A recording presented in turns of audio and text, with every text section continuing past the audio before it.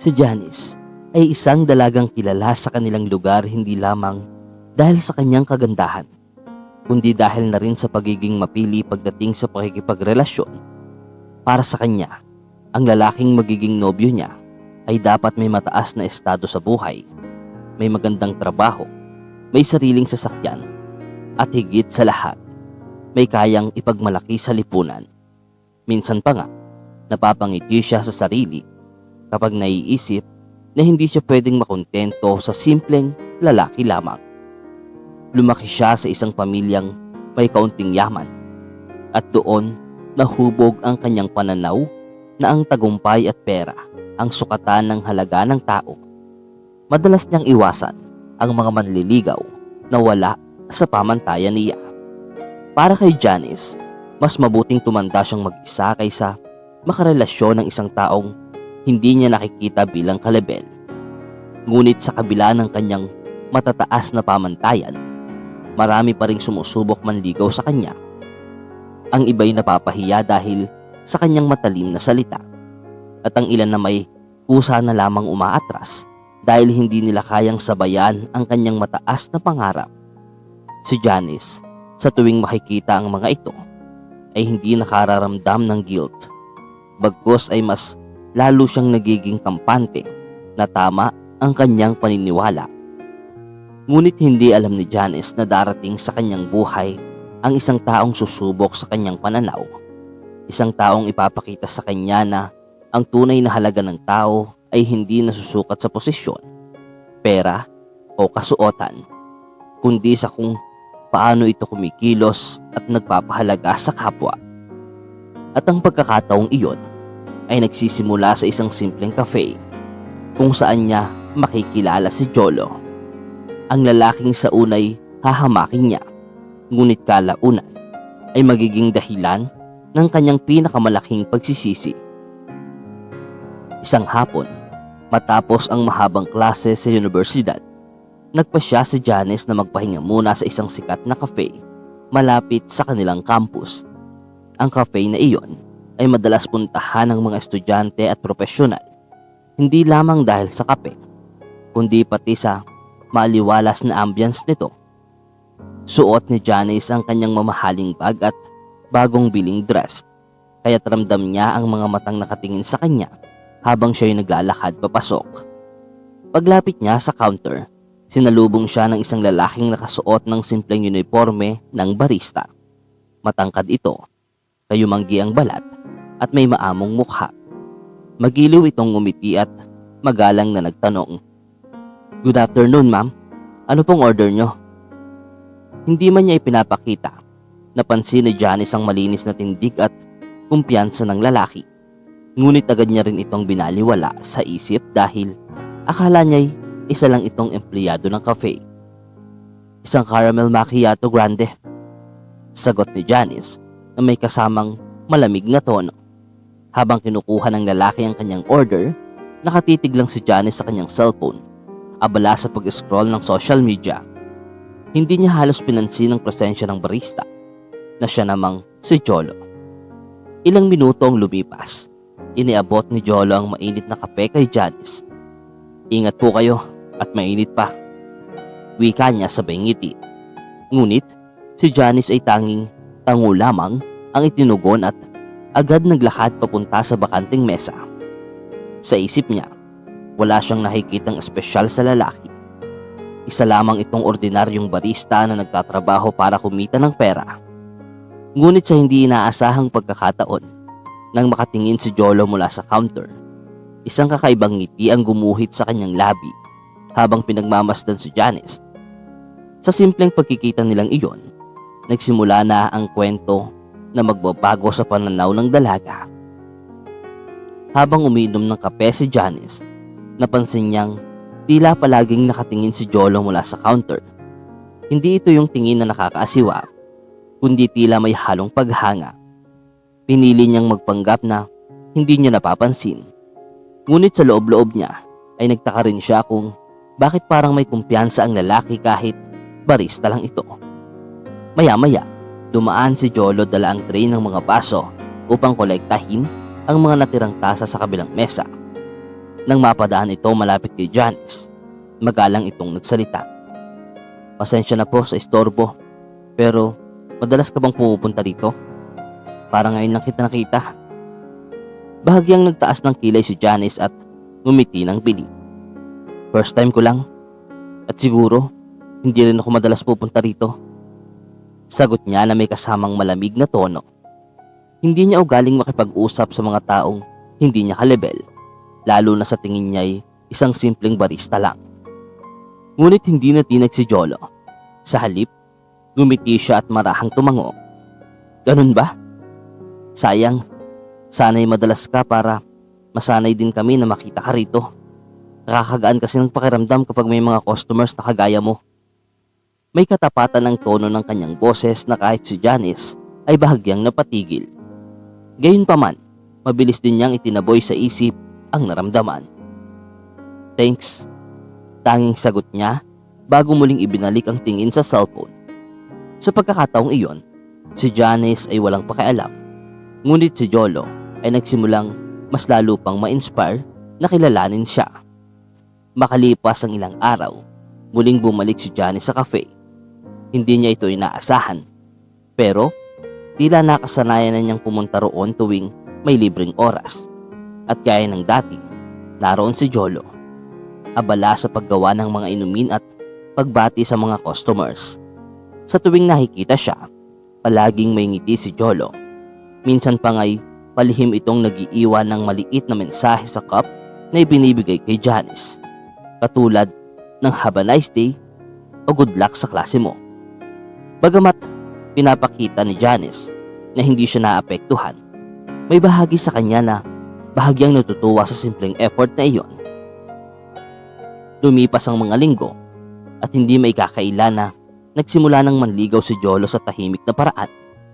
Minsan ay may libreng pastry na kasamang inumin. Minsan na may nakikipagkwentuhan ito kapag walang gaanong customer. Ang lahat ng ito ay ginagawa niya ng may respeto at hindi magiging makulit. Ngunit si Janice, kahit nakikita ang kabaitan ni Jolo, ay palaging pinaalalahanan ng sarili na hindi siya pwede sa ganyang klaseng lalaki. Sa isip niya, ang simpleng barista ay hindi kailanman makakasabay sa pamantayan niya sa buhay. Kaya kahit nakakatanggap siya ng mga effort mula kay Jolo, nanatili siyang malamig at may distansya.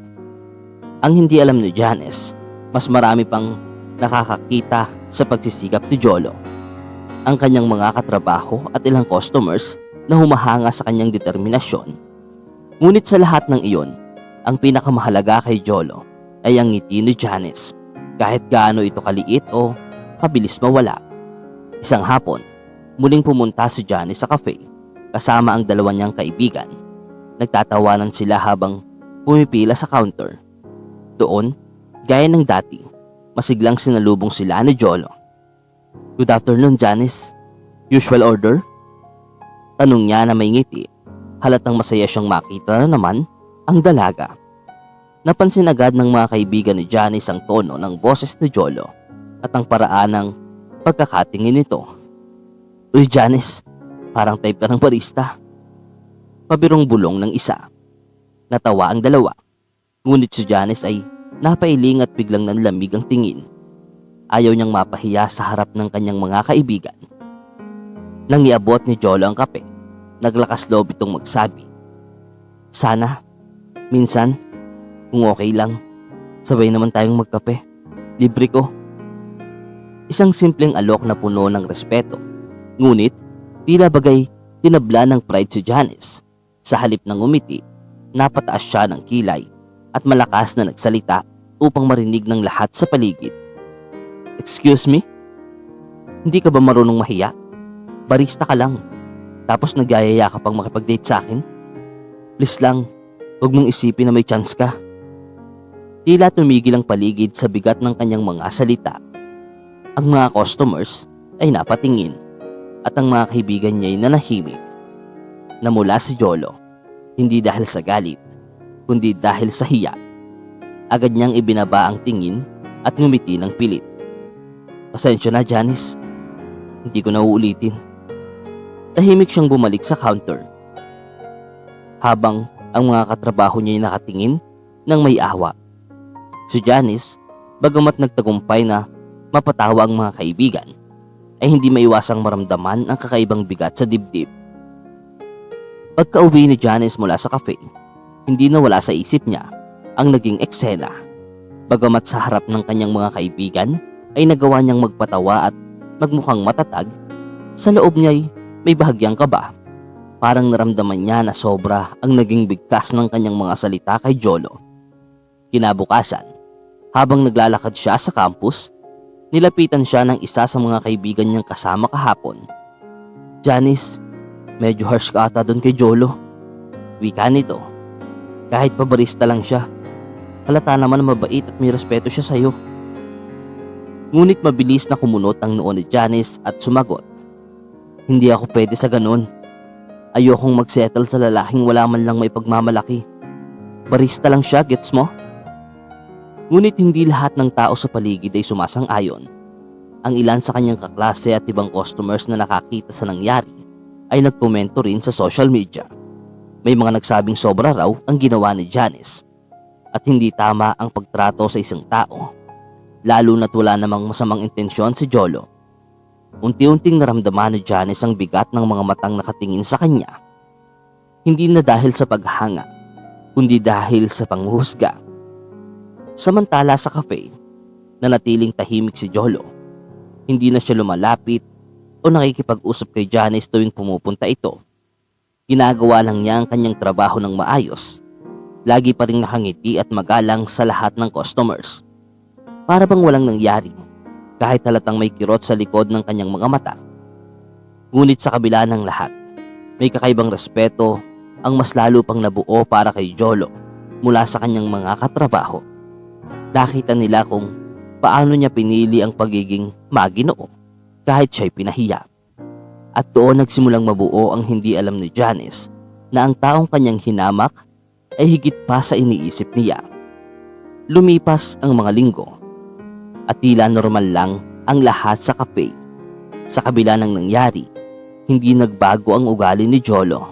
Nanatili siyang masipag, magalang at laging nakangiti sa mga customers. Kung tutuusin, mas lalo pa siyang hinahangaan ng mga tao dahil sa kanyang profesionalismo. Si Janice naman, bagamat patuloy na bumibisita sa cafe kasama ang kanyang mga kaibigan, napansin na hindi na siya gaanong pinapansin ni Jolo. Hindi na nito ginagawa ang mga simpleng effort dati. Wala nang libreng pastry, wala nang mga mensahe sa cup, at higit sa lahat, wala na ang mga titig na puno ng paghanga. Ang lahat ay naging formal at malamig, na para bang isa na lang siyang karaniwang customer. Doon nagsimulang makaramdam si Janice ng kakaibang pakiramdam. Hindi niya maipaliwanag kung bakit, pero tila ba may kulang. Nasasanay na siya dati sa atensyon ni Jolo. Ngunit ngayong wala na iyon, para bang may bumigat sa kanyang loob. Pilit niya itong isinasantabi. Sinasabing wala naman talagang halaga ang isang barista sa kanya. Ngunit hindi rin niya maiwasang mapansin na ang ibang customers, pati ang mga empleyado, ay may mataas na pagtingin kay Jolo. Minsan pa nga'y naririnig niya ang mga ito na nagsasabing, "Grabe, ibang level si Sir Jolo. Ang swerte ng cafe natin at siya ang nagbabantay." Lalong gumulo ang isip niya. "Sir, bakit tinatawag siyang ganoon?" Habang patuloy ang pag-ikot ng kanyang isip, hindi niya alam na unti-unti nang lumalapit ang araw na magpapabago sa lahat ng kanyang iniisip tungkol kay Jolo. Isang abalang araw sa cafe, dumating si Janice upang bumili ng inumin bago pumasok sa klase. Nakapila siya habang nakatingin sa cellphone. Ngunit bigla siyang napatigil nang marinig ang bulungan ng mga tao sa paligid. "Nandiyan na si manager." Mahina ngunit malinaw na bulong ng isang staff. Paglingon niya, nakita niya ang isang lalaki na nakasuot ng maayos na corporate attire, ang branch manager ng cafe. Formal ang tindig nito, halatang may mataas na posisyon. Laking gulat ni Janice nang dire-diretsyong lumapit ang manager at sa harap ng lahat, marahang yumuko kay Jolo. "Good afternoon po, sir. Dumalaw po pala kayo dito, hindi niyo sinabi." Nabingi si Janice sa narinig. "Sir." Agad siyang napaangat ng tingin kay Jolo, na nooy nakatingin lang at tumango. "Wala naman. Kakumustahin ko lang kayo at tingnan ang takbo ng store." Simpleng sagot ni Jolo, para bang walang espesyal. Ngunit sa mga mata ng lahat ng staff, malinaw ang respeto at paghanga nila sa kanya. Napatulala si Janice.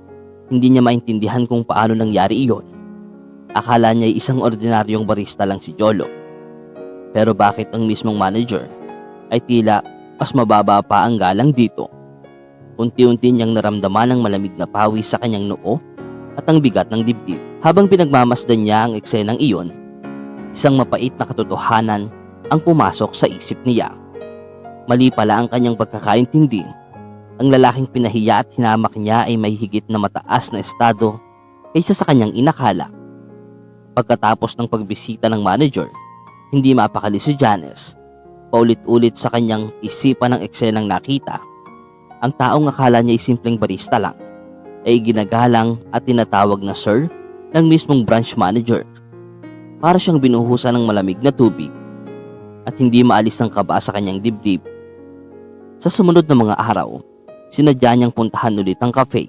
Hindi dahil sa kape, kundi dahil gusto niyang makakuha ng kasagutan. Doon niya narinig ang usapan ng dalawang empleyado habang nag-aayos ng counter. "Grabe talaga si Sir Jolo, no? Ang bait na nga, ang humble pa. Siya na nga ang area supervisor. Kaya niyang hawakan ang ilang branches, pero hindi pa rin nagbabago. Parang ordinaryong staff lang kung makihalubilo. Oo nga eh, kung ibang tao siguro yun baka puro utos lang. Pero siya, hands-on.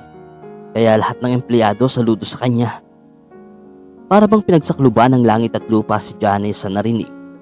Unti-unti siyang namutla at nanlamig. Area supervisor? Siya pala ang mas mataas pa sa branch manager? Hindi niya alam kung paano haharapin ang katotohanan.